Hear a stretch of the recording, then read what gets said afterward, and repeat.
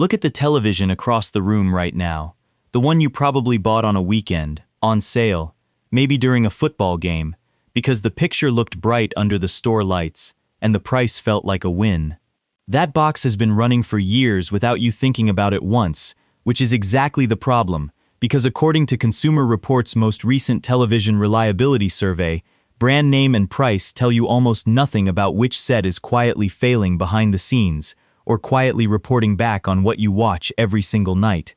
The thing you trust to judge quality, whether that is a familiar name, a heritage logo, or a number on a price tag, is not the signal you think it is. Somewhere behind that plastic bezel is a supply chain you were never shown, and a piece of software you never agreed to in the way you think you did. And here's the part that should bother you most. The television sitting at number 1 on this list controls one of the largest slices of the entire American television market. Millions of these sets are in living rooms right now. And it fails at the exact thing most buyers say worries them the most when you ask them directly.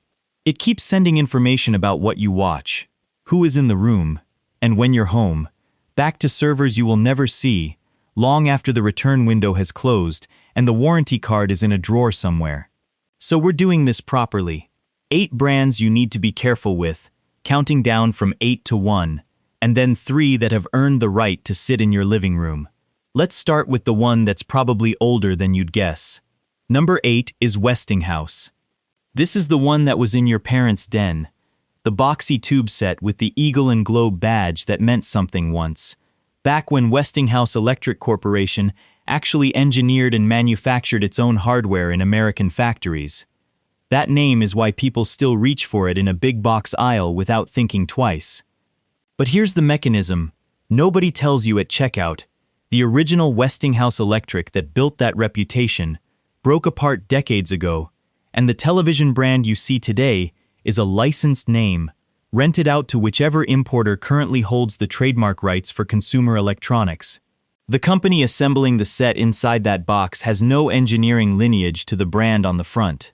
This is a structural fact about how licensed legacy names work in consumer electronics, and it applies across dozens of once great American names still glowing on store shelves. The reveal is that you're not buying continuity. You're buying a badge that changes hands, sometimes attached to a different factory and a different quality standard every few years, with no way for you to know which version you got. Here's a 2-minute check you can run on the showroom floor or on your own set tonight. Put the television on a plain gray or black screen, in a dimmed room, and look at the corners and edges from a few feet back. A well-built LED panel holds an even, uniform glow. A panel assembled to hit a rock-bottom price point almost always shows patchy brightness, faint clouding near the corners, or a visible line where the backlight strip sits behind the diffuser. That patchiness is the physical fingerprint of a panel sourced for cost, not for consistency, and it's something you can see with your own eyes in under 2 minutes. Keep that test in your back pocket, because you're going to use it again before this list is over. Number 7 is Philips. This is the one that looks European, that sounds like precision engineering out of the Netherlands, the way the name has for 100 years in medical devices and lighting. That heritage is exactly why people pay a premium for it in the TV aisle without asking who actually builds it. The trust mechanism here is the halo effect. Philips makes serious medical imaging equipment, so buyers assume the same rigor carries over to the television sitting in the living room. It doesn't, because it isn't the same company doing the work. The consumer television business carrying the Philips name in North America has for years been operated under a separate licensing arrangement, where a different company pays for the right to put that logo on a set it designs and builds on its own. Royal Philips collects a licensing fee. It does not run the television factory floor. That's the reveal, and it's a structural fact about how the brand is organized in this category, not a knock on the underlying Dutch company's other divisions. The test. Open the television system menu, go to Support or About, and check the last software update date and the current firmware version. Licensed consumer brands with thin support budgets often go a year or more between security and stability patches, while the major players push updates multiple times a year. If the update history is sparse or stalled, That's a live signal about how much ongoing engineering attention this specific box is actually getting, months and years after you paid for it.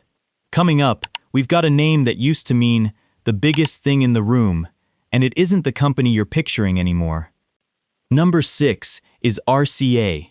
This is the one that invented the modern living room, the company behind color television broadcasting standards, the red, white, yellow cables, still called RCA jacks, because the name became the generic word for the thing itself.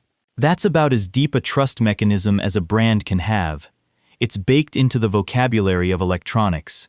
But the RCA name you see on a budget television today has nothing to do with the RCA that built the NBC broadcast network or invented those cables. For decades now, the consumer electronics use of the RCA trademark in North America has been licensed out to import and distribution companies that have no connection to the original engineering organization, building low-cost sets to a price point set by big-box retail buyers. The badge survived. The company behind it didn't. Here's your 2-minute test, and it works on almost any set from any brand, which is why it's worth learning once. Count the HDMI ports on the back, and check the tiny printed labels next to them. Budget sets frequently mix an older HDMI 2.0 port in with newer 2.1 ports, or skip the higher bandwidth standard entirely, which limits future compatibility with newer game consoles and soundbars years before the panel itself gives out. Use your phone's flashlight to read the fine print if you have to. It takes 30 seconds and tells you how much engineering margin was actually built into the ports you'll be relying on 5 years from now. We're a little more than a quarter of the way through this list, and I promise you the next 2 entries get more uncomfortable, because this is where American manufacturing addresses stop matching what's actually happening on the assembly line, and where a USA sticker on the box starts doing more work than it honestly should. Number 5 is Element Electronics. This is the one marketed hard on assembled in the USA, with a factory address in Winsboro, South Carolina, printed proudly on the box, appealing directly to buyers who specifically want to avoid imported electronics. The trust mechanism is patriotic, and it's effective, because assembled in America sounds like it means the whole product is American-made. In practice, final assembly of imported components is a real but narrow slice of the manufacturing process, and it does not change where the panel, the driver boards, or the majority of the internal parts were engineered and produced. Element Electronics filed for Chapter 11 bankruptcy protection in 2020, a matter of public record, after years of trying to compete on price against far larger vertically integrated manufacturers while running a comparatively small assembly operation. The company has continued in a reorganized form, but the underlying tension never went away. A brand built around a domestic assembly story, competing on razor-thin margins against companies that control their own panel fabs overseas. The reveal is that, assembled in the USA and built by the USA are 2 very different claims, and only one of them is usually true. Run the same gray screen backlight test from earlier here too, because a company operating on thin margins is under constant pressure to source whichever panel is cheapest that quarter, and that shows up fastest in backlight uniformity. We're closing in on the halfway point, and the next entry is a name that used to belong entirely to Japan. Number 4 is Sharp. This is the one that carries a Japanese name synonymous with Aquos panel technology, a brand that spent decades building a reputation for LCD innovation that other manufacturers licensed from them. That engineering pedigree is the trust mechanism, and it's a real one. Sharp genuinely helped pioneer large-format LCD manufacturing. But the ownership picture changed in a way most shoppers never learned about. In 2016, Sharp Corporation was acquired by Foxconn, formerly Hon Hai Precision Industry, the Taiwanese electronics manufacturing giant best known as the company that assembles iPhones for Apple, in a deal worth roughly $3.5 billion. Foxconn is a contract manufacturer at its core, built to assemble other companies' designs at enormous scale and thin margin. Since that acquisition, the Sharp name in North American television retail has moved through multiple different licensing and distribution arrangements, and the set with the Sharp logo on the shelf today may share very little with the panel technology pioneer that built the name. The reveal is that a brand can survive an acquisition by a contract manufacturer while the design philosophy that made it trustworthy quietly changes underneath the badge. Here's the physical test. Stand directly in front of the display, then walk slowly to the side, about 45 degrees off-center, watching the picture the whole time. A higher quality panel holds its color and contrast fairly well off-angle. A panel built to hit an aggressive price point washes out, shifts color, or loses contrast dramatically once you're off to the side, because the viewing angle technology inside the panel is one of the first things manufacturers cut to save cost. That test alone will tell you more about build quality than any spec sheet on the box. You're a little past the halfway point of this countdown now, and it's worth pausing here because what's coming next isn't about a badge that changed hands anymore. Starting with the next entry, we move into the brands that are actively collecting data about what happens in your living room every single night, and one of them already paid a federal penalty for it, in a case with your name, potentially, buried somewhere in the record of televisions covered. Number 3 is Vizio. This is the one that built its entire reputation on being the value play. A big, bright screen at a price that undercut Samsung and Sony by hundreds of dollars, which made it a fixture in American living rooms for over a decade. Vizio earned genuine trust as the smart shopper's pick, the brand-savvy buyers recommended to friends, because it seemed like you were getting premium size for a fraction of the price. Here's the number that should reframe that trust completely. In 2017, the Federal Trade Commission and the New Jersey Attorney General reached a $2.2 million settlement with Vizio over allegations that the company collected second-by-second viewing data from roughly 11 million smart televisions without adequately informing owners or getting meaningful consent, then sold that viewing history to advertisers and data brokers. That's not a rumor or a tech blog theory, it's a matter of public federal record, and the ownership story kept moving.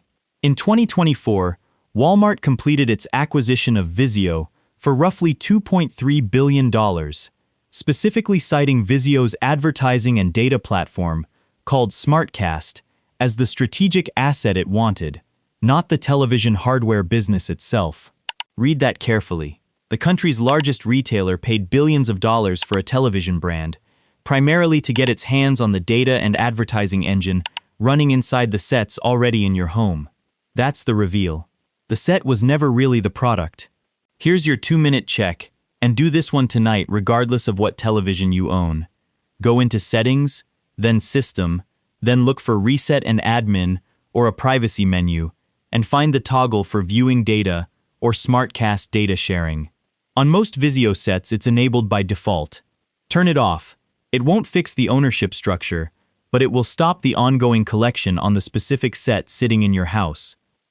You're deep into this countdown now, 3/4 of the way through, and the next 2 names are the biggest ones on this entire list, the ones most likely sitting in your own living room right now, so don't tune out just because the brand sounds friendlier than the last one. Number 2 is Hisense. This is the one that seemed to appear out of nowhere and suddenly had the biggest television at every big box store, the massive 85-inch panels at prices that made Samsung and Sony look overpriced by comparison. The trust mechanism is sheer physical presence. Bigger screen, lower price, and a name that sounds established because you've started seeing it everywhere at once, including sponsoring major sporting events. Here's the reveal underneath that rapid rise. In 2018, Hisense acquired a 95% controlling stake in Toshiba's television business, formerly Toshiba Visual Solutions Corporation, meaning that when you see a Toshiba-branded television in an American store today, in most cases you are looking at a Hisense-engineered product wearing a different, older, more trusted logo, a strategy explicitly designed to capture buyers who specifically sought out the Toshiba name for its reputation. Hisense itself is a Chinese state-linked conglomerate with deep roots in home appliances before television, and its televisions run automatic content recognition software that, like most of the industry, tracks on-screen content by default, unless you go find the toggle and disable it yourself. The mechanism to watch here isn't a scandal specific to Hisense, it's the pace of acquisition.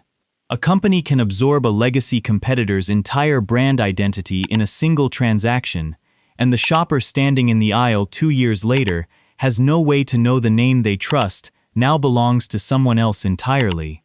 Here's the test. Open Settings, find Privacy, and look for Automatic Content Recognition or a similarly named Viewing Data toggle, and switch it off. Then flip the television around and look at the model and assembly sticker on the back panel. If it says Toshiba, check the fine print near the compliance markings. On most units sold in the past several years, you'll find a Hisense entity referenced in the regulatory information, confirming who's actually behind the badge on the front. And now, the one holding the biggest piece of the market of anyone on this list. Number 1 is TCL. This is the one sitting in more American living rooms right now than almost any other single television brand outside of Samsung, largely because TCL builds the majority of the Roku-branded smart TVs sold through Walmart, Best Buy, and Amazon, at prices that make 85-inch screens feel almost disposable.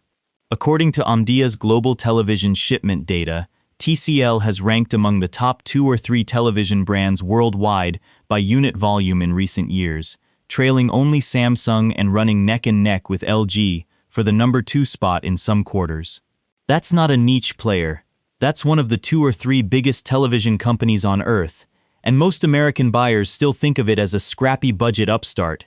Here's why the trust doesn't match the reality. Roku's own public financial filings make clear that the company's business model has shifted heavily toward advertising and data monetization through its platform revenue segment, not hardware margin, meaning the television itself is increasingly a distribution device for an advertising business, and TCL's Roku-powered sets are the single largest fleet delivering that business model into American homes. On top of that, TCL and Roku are currently facing a proposed class action lawsuit filed in federal court, alleging the companies used built-in cameras and microphones on certain smart TVs to collect biometric identifiers, including facial geometry, without the consent required under Illinois' Biometric Information Privacy Act. That's an active legal allegation, not a proven finding, but it's a real filing worth knowing about before you buy. The reveal, in plain terms, is this.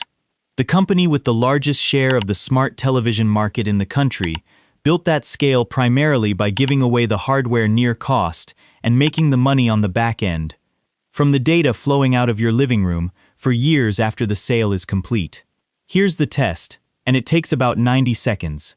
Go to Settings, then Privacy, then Smart TV Experience, and look for a toggle labeled Use Information from TV Inputs, or similar wording, which controls automatic content recognition on Roku-powered sets.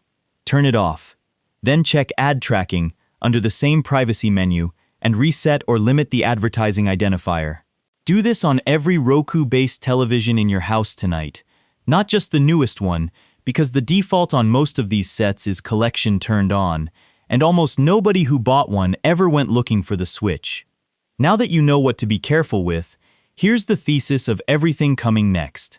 The televisions that hold up longest and cause you the fewest headaches are not the ones stacked with every sensor, every microphone array, every built-in camera, and every connected feature the marketing department could cram onto a spec sheet. They're the ones with the fewest moving pieces.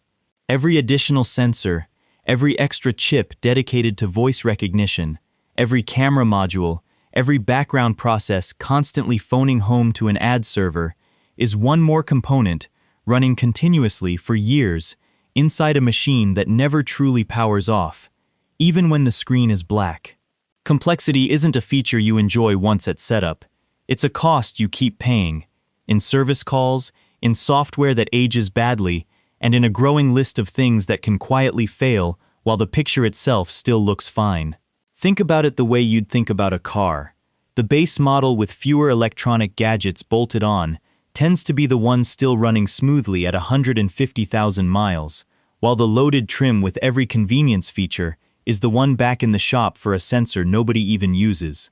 Televisions work the same way. The next 3 brands earned their spot not because they're flashy, but because each one, in its own way, gives you fewer things to eventually go wrong. Third on the list of sets that have earned their spot is Sony, specifically the Bravia line. Sony has one of the longest continuous track records in the television industry, dating back to the Trinitron era, and that history is a real trust mechanism because Sony has, for most of the last decade, controlled or closely partnered on its own premium panel sourcing rather than simply buying whatever panel is cheapest on the open market that quarter. Rtings.com's long-term testing data has consistently placed Sony's mid-range and premium sets near the top for panel uniformity and long-term color stability. The same two things the backlight and viewing angle tests from earlier in this video are designed to catch. The honest caveat, and it matters, Sony televisions carry a real price premium over TCL, Hisense, or Vizio for comparable screen size, often 30 to 50% more, and Sony's sets run Google TV, which still collects viewing and advertising data like almost everything else in this category. So buying Sony does not mean opting out of data collection entirely, only that you're paying more for build quality on top of the same basic privacy trade-off everyone else in the smart TV market makes. Second is LG, specifically the OLED and mid-range QLED lines. LG has spent more than a decade building and refining its own OLED panel manufacturing, and it is one of only 2 companies on Earth producing large-format OLED television panels at real commercial scale, which means when you buy an LG OLED, you are buying from the actual source of the panel technology, not a licensee several steps removed from the engineering. LG's WebOS platform includes clear, well-labeled privacy controls with automatic content recognition toggles that are easier to find in the menu structure than on several competitors on this list. The honest caveat here is real and worth sitting with before you buy. OLED panels, by their underlying chemistry, carry a long-term risk of burn-in with static content, like a channel logo or a video game heads-up display left on screen for extended periods over years, and LG OLED sets remain meaningfully more expensive than LED alternatives at the same screen size. If your household leaves the same cable news channel running for 6 hours a day, that's a real trade-off worth knowing about before the purchase, not after. And the final recommendation, the one to actually go buy, is Samsung, specifically the plainer Crystal UHD tier, rather than the flagship Neo QLED sets loaded with every sensor and feature Samsung offers. This is the deliberately unglamorous pick, and that's the point. Samsung remains the largest television manufacturer in the world by unit share, according to Omdia's shipment data, which means it has the manufacturing scale to control its own panel supply chain, rather than depending on a third party. And it has publicly committed to some of the longest software support windows in the industry, with multiple years of guaranteed security and feature updates on current models. The plain Crystal UHD tier skips the extra local dimming zones, the largest sensor arrays, and several of the AI upscaling features bundled into the top-shelf sets. And that's exactly the trade-off working in your favor here. Fewer dimming zones and fewer bundled sensors means fewer components that can degrade or misbehave 5 years down the road, at a price that undercuts the flagship models by a meaningful margin. The honest caveat is that you are giving up some picture-quality headroom in very dark scenes compared to the high-end sets, and Samsung's Tizen platform still collects viewing data through its own automatic content recognition system by default, so you'll want to run the same privacy toggle check described earlier in this video the night you set it up. Here's what to carry with you the next time you're standing in that aisle, without needing to remember a single number from this video. First, a familiar name is not proof of who actually built the box. Check who owns the brand before you check the price tag, because the badge changes hands more often than the buyer ever finds out. Second, the gray screen backlight test and the off-angle color test take under 2 minutes combined and tell you more about long-term build quality than any spec sheet, so run them on the showroom floor before you buy, not after you've thrown away the box.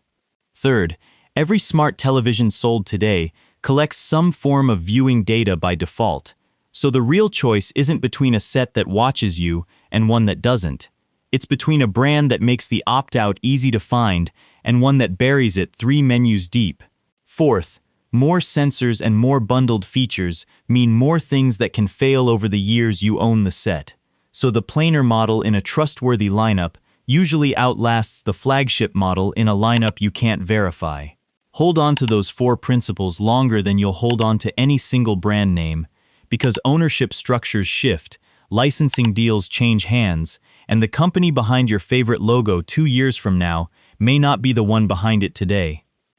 If someone in your life is about to buy a television this year, especially a big one for a holiday or a move, send them this video before they walk into that store, because 2 minutes of checking a menu and a gray screen is worth more than any extended warranty they'll be pressured to buy at checkout. Tonight, go pull up the privacy or automatic content recognition setting on whatever television is currently running in your living room and turn it off, whether or not the brand made this list. And when you're done, there's another video already waiting on your screen that will save you from making the exact same mistake on the next appliance you're about to buy.